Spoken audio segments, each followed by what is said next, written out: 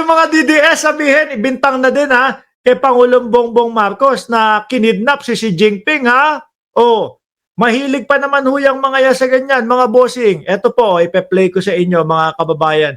Xi Jinping, missing! Hindi pa rin nagpaparamdam sa publiko si Chinese President Xi Jinping. Sa katunayan, hindi rin naramdaman ang kanyang presensya sa taunang pagpupulong ng BRICS nations. Dagdag pa rin. Hindi mahagila, mga kababayan. Hindi ito, bago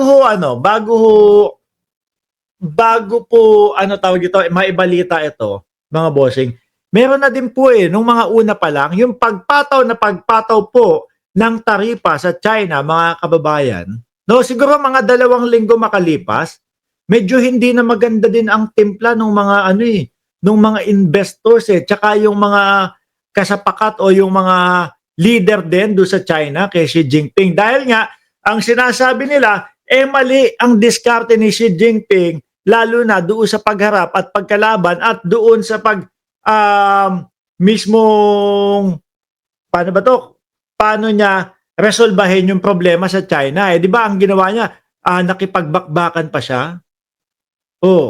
Paulit-ulit na nakikipagbakbakan siya. Kaya ayun naman ang naging resulta, mga kababayan, syempre alam niyo naman po si Donald Trump. Hindi papayag yan, mga bossing, na maaano siya. Kumbaga, hindi naman malalamangan. Hindi papayag yan nang matatalo siya sa mga ganyan. Umabot po sila, kung di ako nagkakamali, 125 to 145 taripa hanggang sa iyo na nga po, mga kababayan, yung bansa ng mga DDS, unti-unting bumabagsak. Unti-unting nagsisialisan po yung mga investor kasi mga kababayan, mahihirapan na din po silang bilhan. Di ba? Mahihirapan po silang bilhan. Bakit po, mga bossing? Kung yung dati pagkamura-mura, tapos biglang ito ngayon, 145 na yung taripa na babayaran, dagdag pa po doon sa presyo. Siyempre, ano po gagawin yan? Yung iba, hindi na sa kanila bibili. Yung iba, hindi na tatangkilik doon sa China. Nandiyan naman po ang mga ibang bansa na mura din ang pasweldo. Merong India, baka nakakalimutan ninyo, merong Pilipinas. Di ba? So sinasabi nung mga leader ni Xi Jinping, di umano, mga kababayan, mali ang diskarte ni Xi Jinping dito sa lagay na ito. So siguro kaya ngayon nawawala, hindi makaharap doon sa kanilang mga kababayan. Sabi ni Sel Ordonez, true, akala ng China kaya niyang pataubin ang US. At isa pa ho, mga kababayan, no? Halos karamihan naman po sa kanilang mga ipinapakita no? Karamihan naman po kapag kayong mga ganyang komunista, hindi totoo. Pilit nilang ipinapakita na mas malakas kami sa US, mas malakas kami dyan, mas mayaman kami sa Estados Unidos, pero ang katotohanan po hindi. Ayan, isang pitik lang po ng taripa sa kanila. Laglag na ang tuka. Di ba? Nasaan kaya? Hindi kaya parehas nasa ICC na yung dalawa? O baka binisita lang yung kaibigan niya na si dating Pangulong Duterte? Itong pagkasibak ng ilan sa kanyang high-ranking Chinese military officials. Ang tanong, hindi na ba sapat ang kapangyarihan ni President Xi Jinping upang makontrol ang kanyang pamahalaan? Sa kanyang pinakahuling public appearance noong July 8 ng taong ito, nagbigay si Xi ng words of encouragement sa mga bata na anya ay backbone ng China. Matapos ito, hindi kasi talagang yun nga, nagagalit. Bukod sa mga investors, pati yung ibang mga leader niya. Yung mga matataas na leader nila, mga kababayan. Yun yung huli kong balita dyan. Kasi nakikinig din ako din No, hindi lang naman po tayo nakapokus sa balitang Pilipinas. Nakapokus din po tayo. Lalo na ho, mga kababayan, dyan sa mga nangyayari sa Israel, sa Iran, sa China, Estados Unidos, at etc. pa ho. na muling namataan ng publiko si Xi. Hindi rin ito nagbigay ng mga pahayag sa mga global issues, partikular sa taripang unti-unting ipinapataw ni US President Donald Trump sa mga bansa sa Asia. Matatandaan ding hindi nagparamdam si Xi sa annual conference ng Coalition of BRICS Nations. ko yung BRICS. 'Di ba? Sabi ni Ferdinand Longalong, tuloy pala ayuda sa fake news. BRICS, mga kababayan, Brazil, kung di ako nagkakamali, tapos Russia, India, no?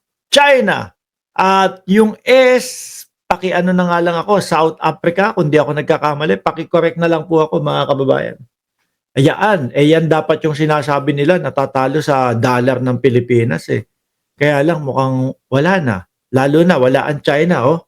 Kung saan siya ang central figure ng samahan na layong balansehin ng global powers na naging unstable dahil sa namuong trade war sa pagitan nila ni Trump.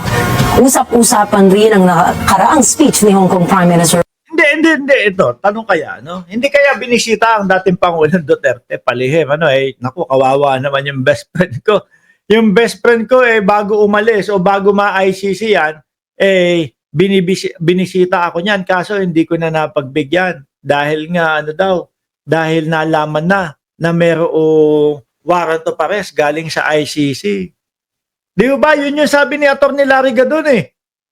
Sabi ni Atty. Larry Gadon, ay naku, yang si Duterte humingi yan ng humihingi ng asylum kay Xi Jinping yan eh. Kaso nung narinig na, nung nalaman na ni Xi Jinping na wala na, no, may warrant of arrest na sa ICC si Duterte, ayun, pinauwi na at hindi na tinanggap. O baka nasa bisita o baka binibisita ang dating Pangulo. kung saan hindi na niya binanggit si President Xi, hindi tulad ng mga nakaraang taon na formal niya itong binabati. Ayon sa ilang political analysts, ang pagkakasangkot sa korupsyon at pagkakasibak umano ng ilang matataas na opisyal ni Xi na bahagi ng decision-making body ng Central Military Commission ay senyales na humihina na ang impluensya ni Xi. Sandali, nasaan na yung mga DDS na pabor sa China? Ano? Gustong magpasakop sa China? Yan ba ang gusto nyo, mga DDS? Oh, isang pitik lang doon sa hinahangaan nyo. Bagsak agad. Di ba? Sabi ni Ma'am Sel Ordonez, may sakit yata ang presidente ng China pero baka nagtatago na rin kasi maraming kalahi niya ang galit sa kanya. Totoo ho yan. Pinoprotesta talaga siya. Nakita ko sa balita, no, ng ibang lahi. Hindi, totoo po yun. Mga kalahi niya mismo nagagalit na po sa kanya. Ito'y kahit na nagsisikap ang Chinese leader na paigtingin ang mga investigasyon sa korupsyon sa kanyang sariling gobyerno. Samantala, wala pang sagot ang China sa gobyerno ng Germany. Ipinatawag ng Berlin ang ambassador ng China para iprotesta ang paggamit ng Beijing ng laser laban sa military aircraft ng Germany sa Red Sea. Tayo na lang kaya ang sumakop sa China. Tayo na lang kaya ang sumakop sa China, mga kababayan. Mahina pala tayo. Sabi ni Mauricio Cristobal, unfair nga Amerika dahil sila nakialam kay Marcos noon sa pagpatatalsik. Ano yan? Di ko na gets. Unfair nga Amerika dahil sila nakialam kay Marcos noon sa pagpapatalsik. Okay.